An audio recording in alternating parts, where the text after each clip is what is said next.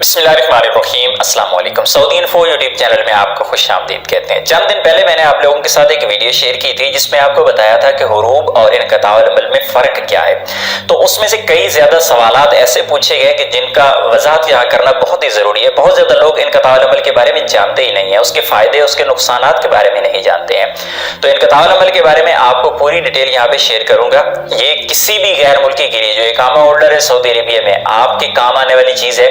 अगर आपको ये समझ आ जाए तो आने वाले वक्त में ये आपके साथ भी हो सकता है। इनक़ताउल अमल अरबी में कहते हैं, अगर इंग्लिश में कहें इसे तो ये कॉन्ट्रैक्ट टर्मिनेशन है। आपका कॉन्ट्रैक्ट जो कफील कंपनी है जब वो कैंसिल कर देते हैं, किसी भी वजह से वो आपको साथ नहीं रखना चाहते, तो अगर वो कॉन्ट्रैक्ट आपका कैंसिल कर देते हैं तो इसे कहते हैं इनक़ताउल अमल।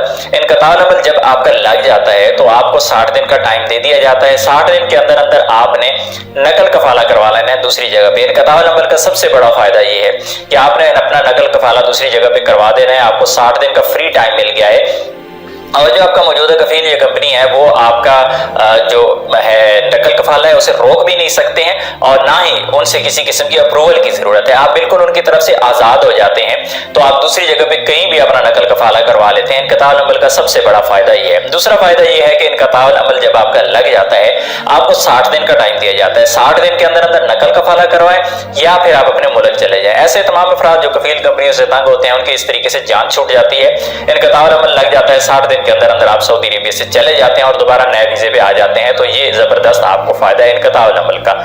उसके बाद जो नेक्स्ट आपको मिलता है इनक़ताउल अमल का जो नुकसान है, वो नुकसान ये है कि जब आपका इनक़ताउल अमल एक दफा लग जाता है तो फिर आपका मौजूदा कफील कंपनी उसको कैंसिल नहीं कर सकते।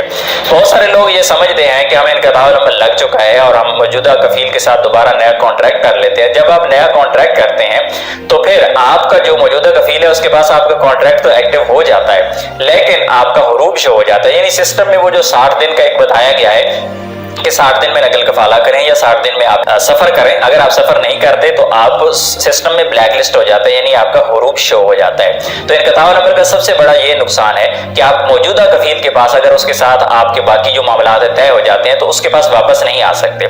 जबकि जब हुरूब होता था, जब हुरूब आपका लग जाता था तो हुरूब लगने के बाद आपको जो मौजूदा कफील कंपनी होते थे 14 दिन के अंदर आपका ऑनलाइन हुरूब कैंसिल कर लेते थे, आप वापस उसी कफील कंपनी के पास आ जाते थे। लेकिन इनक़ताउल अमल लगने के बाद आपका मौजूदा कफील कंपनी उसे कैंसिल ही नहीं कर सकता। आप मौजूदा कफील कंपनी के पास आप वापस किसी सूरत नहीं आ सकते।